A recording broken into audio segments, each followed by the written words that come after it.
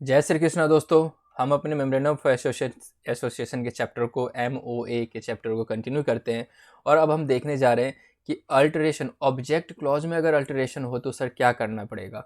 तो सबसे पहले आप स्पेशल रिजोल्यूशन पास करो। क्या करना है आपको? स्पेशल रिजोल्यूशन पास करो जनरल मीटिंग में।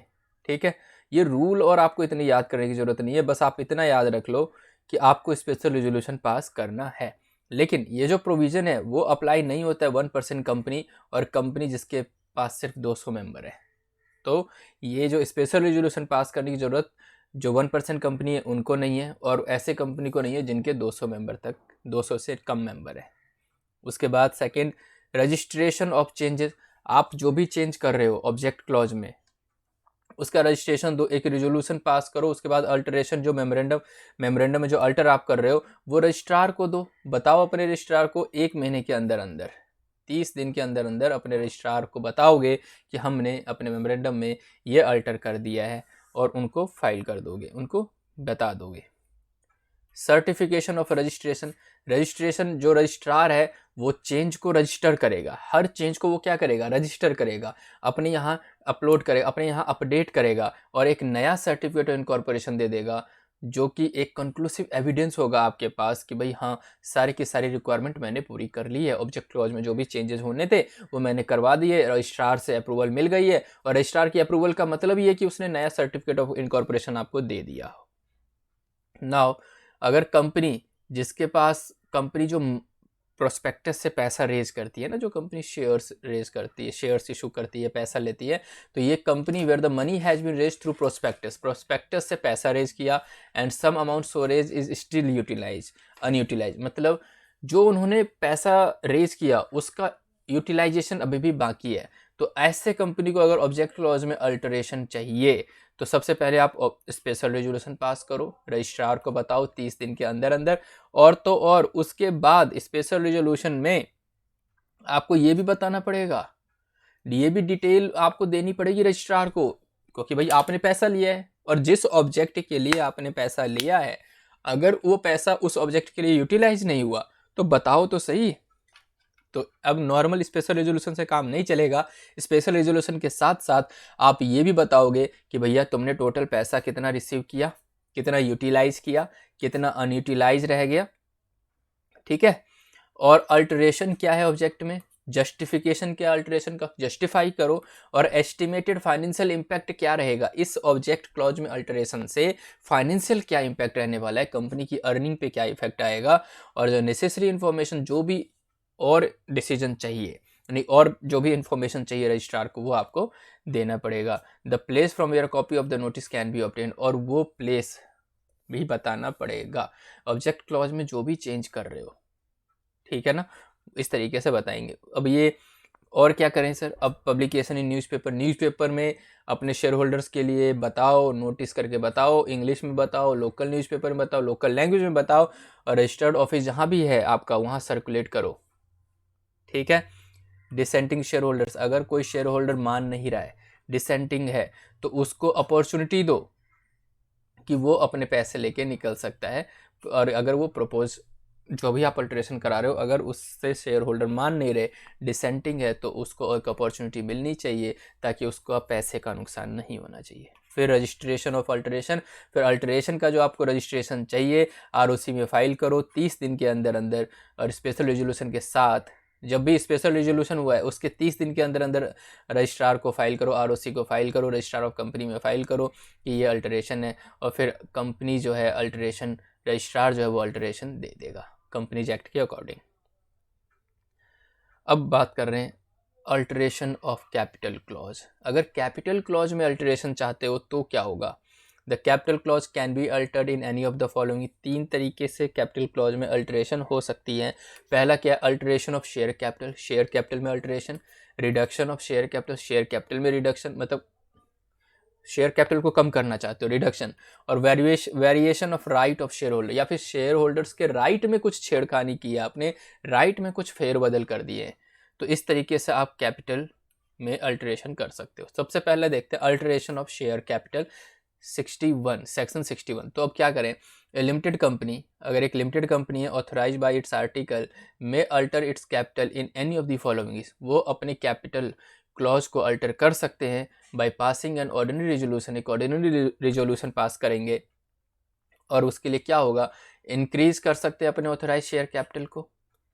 Consolidation of share into shares of higher denomination, मतलब अगर एक शेयर 10 का है तो वो उसको 100 में करना चाहते हैं, तो इससे क्या होगा, नंबर ऑफ शेयर्स कम हो जाएंगे लेकिन वैल्यू इतनी ही रहेगी। ये अगर कंसोलिडेशन करना चाहते हो, शेयर्स को कम करना चाहते हो, तो आप ऐसे कर सकते हो, sub division of shares into shares of lower denomination. अब जैसे अभी एक रिसेंटली हुआ है, IRCTC एक कंपनी है जिसने अपने शेयर्स को सब डिवाइड कर दिया, तो उन्होंने दोस्तों क्या किया होगा, पहले शेयर कैपिटल में अल्टरेशन के लिए फाइल किया होगा, ठीक है ना। इसीलिए लोग बोलते हैं जब शेयर मार्केट, स्टॉक मार्केट में पैसा लगाओ तो उस कंपनी के बारे में सब कुछ जानो। लेकिन भैया जानेंगे कैसे सर, हम तो बिल्कुल ऐसे ग्रेजुएट पर्सन है, हमें तो पता ही नहीं है शेयर कैपिटल क्लॉज क्या होता है, और उसकी अल्टरेशन की तो बात है, बात मतलब बहुत दूर की बात है, हमें क्या पता अल्टरेशन क्या होती है। तो इसीलिए हम पढ़ रहे हैं ना, दोस्तों ये जो ग्रेजुएशन या फिर जो कॉमर्स की है ना, BCom, सिर्फ एक नौकरी के लिए नहीं है, आपकी खुद को भी नुकसान ना पहुंचे ऐसी नॉलेज है इसमें।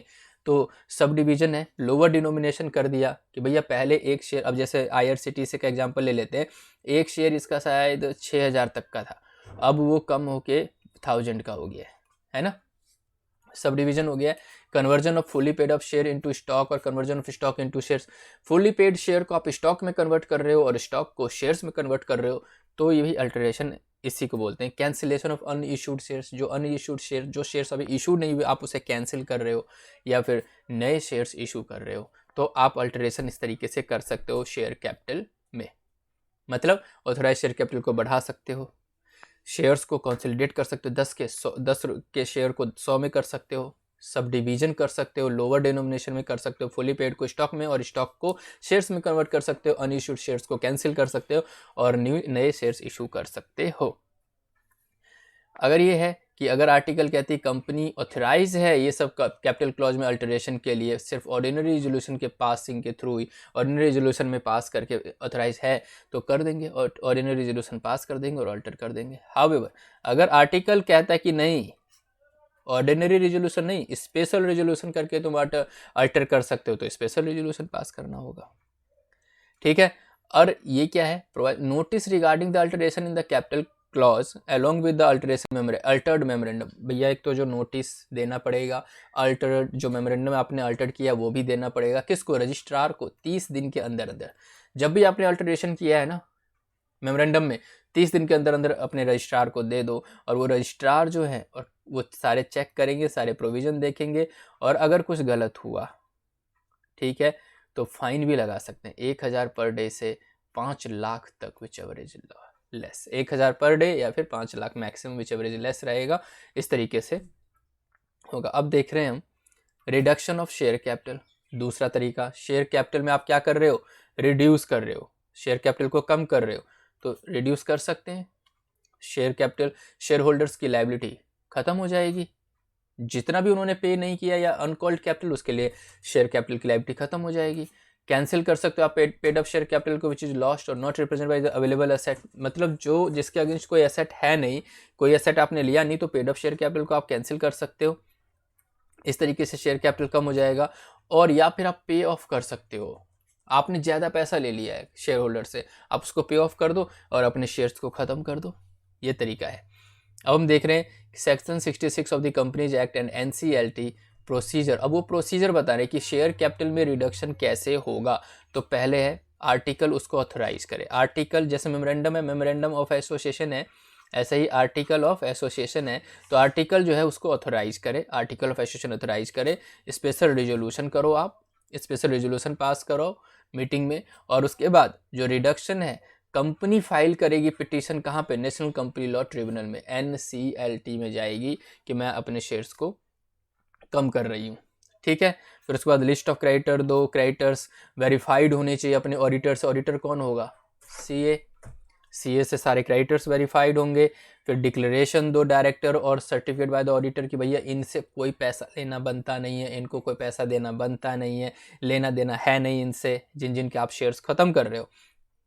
15 दिन के अंदर अंदर आप एप्लीकेशन दे दो ट्रिब्यूनल को एक नोटिस के साथ। फिर एप्लीकेशन सेंट्रल गवर्नमेंट को भी जाएगी, रजिस्ट्रार को भी जाएगी, सेबी को भी जाएगी और कंपनी के क्रेडिटर्स को भी जाएगी कि भैया हम शेयर्स अपने कम कर रहे हैं। फिर ये जो ट्रिब्यूनल है वो सारे के सारे फैक्ट चेक करेंगे, रिप्रेजेंटेशन देखेंगे और central government, registrar, SEBI, creditor सबके रिप्रेजेंटेशन को देखते हुए 3 महीने के अंदर अंदर ट्रिब्यूनल अपना काम करेगी इस नोटिस के मिलने के बाद। फिर ट्रिब्यूनल ही कंफर्म करेगी जब देख लेंगे कि जितने भी रिप्रेजेंटेशंस हुए हैं, जितने भी कंसर्न पार्टी है, किसी को कोई ऑब्जेक्शन नहीं है रिडक्शन से। जब उनको लग जाएगा ये जो रजिस्ट्रार है, सेबी है, क्रेडिटर है, सेंट्रल गवर्नमेंट, इनका कोई ऑब्जेक्शन नहीं है, नो ऑब्जेक्शन है, रिडक्शन कर सकते हैं, तभी जाके ट्रिब्यूनल रिडक्शन कर देगी। ठीक है। फिर ट्रिब्यूनल क्या करेगी, एक ऑर्डर देगी कंफर्मिंग रिडक्शन। ट्रिब्यूनल अपने ऑर्डर में कर देगी कंफर्म, किसमें, अपने ऑर्डर में कंफर्म कर देगी और वो ट्रिब्यूनल जो ऑर्डर रहेगा ना वही एक तरीके से कंफर्मेशन मिल जाएगी भाई ठीक है ट्रिब्यूनल ने जो है अपनी कंसेंट दे दी है। अब उसकी अकाउंटिंग ट्रीटमेंट क्या होने वाली है वो सब अब आप देखो, ऑडिटर देख लेंगे, ठीक है ना। लेकिन यही एक प्रोसीजर है रिडक्शन इन शेयर कैपिटल का। और तो और इसमें यह भी है कि अगर कंपनी को ये भी ऑप्शन दिया जाएगा या डायरेक्शन दी जाएगी कि आप एक वर्ड ऐड करो एंड रिड्यूस अपने नाम में एक क्या वर्ड ऐड करो, एंड रिड्यूस, जो कि जनरली देखा नहीं मैंने आज तक कि एंड रिड्यूस किसी कंपनी में लगा हो। आफ्टर ऑब्टेनिंग कंफर्मेशन, ट्रिब्यूनल से जब कंफर्मेशन मिल गई तो कंपनी पब्लिश करेगी ट्रिब्यूनल के ऑर्डर को, कंपनी ट्रिब्यूनल के ऑर्डर को पब्लिश करेगी। और अगर कंपनी पब्लिश नहीं करती है तो 5 लाख से लेकर 25 लाख तक की फाइन पेनल्टी है।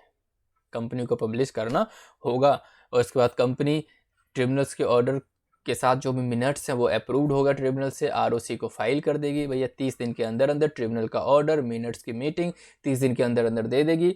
जब भी ट्रिब्यूनल का ऑर्डर आएगा फिर जो रिडक्शन है वो डेट ऑफ रजिस्ट्रेशन और कंफर्मेशन ऑर्डर जो है वो रजिस्ट्रार ऑफ कंपनी जो है उसका काम है कि वो उसको कंफर्म करेगी। और जो रजिस्ट्रार है वो क्या देखेगी, अमाउंट ऑफ शेयर कैपिटल कितना है, नंबर ऑफ शेयर्स कितने को डिवाइड कर दिया, कितने एक शेयर कितने का था और कितनों को इसने पेड ऑफ शेयर कैपिटल है जो डेट ऑफ रजिस्ट्रेशन के टाइम पे थे। फिर 30 दिन के अंदर अंदर ट्रिब्यूनल्स ऑर्डर जितने भी मिला है 30 दिन के अंदर अंदर रजिस्ट्रार एक सर्टिफिकेट इशू कर देगा RSC 7 जो ये बताएगा कि हाँ इस कंपनी का अब शेयर सब जो शेयर डिडक्ट हो चुके हैं, रिड्यूस हो चुके हैं। ठीक है। After reduction members are not liable for the call on the amount by which the nominal value of their share has been, मतलब जब रिडक्शन ही हो गई, शेयर वैल्यू की रिडक्शन हो गई, किसी कंपनी का पहले शेयर था 10 रुपये का, मेंबर्स ने 7 रुपये दे दिए थे और आप रिडक्शन करके उस 10 की वैल्यू को 7 कर चुके हो, तो फिर आप किस बात के पैसे मंगवाओगे उससे। तो वही चीज़ है कि अब मेंबर लायबल नहीं है बाकी के 3 रुपये के लिए क्योंकि आपने घटा दिया है। अगर कोई क्रेडिटर है जो रिडक्शन ऑफ कैपिटल में अनइंटेंशनली रह गया, छूट गया, तो रजिस्ट्रेशन के टाइम पे तो उसको डिस्चार्ज करना होगा, ऐसे क्रेडिटर को पैसा देना पड़ेगा कंपनी को, अगर उस क्रेडिटर को नहीं पता तो। If any officer of the company, अगर ये पता लग जाएगा भी गलत तरीके से क्रेडिटर के साथ धोखा हुआ है, वो रिडक्शन में ऑब्जेक्शन कर रहा था कि नहीं भाई रिडक्शन नहीं होनी चाहिए, या मिस रिप्रेजेंट हुआ है, क्रेडिटर को गलत बताया गया है और क्रेडिटर या किसी पार्टी के साथ इंफॉर्मेशन की चोरी हुई है, मिस रिप्रेजेंटेशन हुई है, तो फिर वो ऑफिसर लायबल होगा 6 महीने से लेकर 10 साल की जेल का। और ऐसे फ्रॉड को अगर ये 3 times of the amount involve in fraud, मतलब जितना भी फ्रॉड इन्वॉल्व है उसके 3 गुना पैसा भी देना पड़ेगा पेनल्टी। जिस क्रेडिटर के साथ भी धोखा होगा, जिस पार्टी के साथ भी धोखा होगा, अगर वो अपना ऑब्जेक्शन देना चाहता तो और आपने उसको गलत चीज़ें बता दी हैं तो 6 महीने से लेकर 10 साल की जेल भी हो सकती है और जितना भी अमाउंट इन्वॉल्व है उसका 3 टाइम फाइन है फ्रॉड का। Now tribunal sanction not required, कुछ केसेस ऐसे हैं जिसमें ट्रिब्यूनल की सैंक्शन की ज़रूरत नहीं है, ट्रिब्यूनल की रिक्वायरमेंट नहीं है, सीधे अपने आरओसी के पास जाओ। अभी क्या था, पहले ट्रिब्यूनल के पास गए, फिर ऑर्डर लेके फिर आरओसी के पास गए। अभी क्या, ट्रिब्यूनल की ज़रूरत नहीं है। क्या, फॉरफिट ऑफ शेयर्स, भाई आपने शेयर्स के पैसे मंगवाए होंगे, मेंबर ने पैसे नहीं दिए तो आपने उसके पैसे जब्त कर लिए, फॉरफिट हो गए, तो वो जब पैसे जब्त हो गए तो वो शेयर भी खत्म हो जाता है। फॉरफिचर ऑफ शेयर्स ये अकाउंटिंग में आपने पढ़ा होगा, 12th में है शायद, forfeit of shares company account में, कि शेयर्स फॉरफिट कर लेते हैं, पैसा जब्त कर लेते हैं क्योंकि उसने पूरे पैसे दिए नहीं।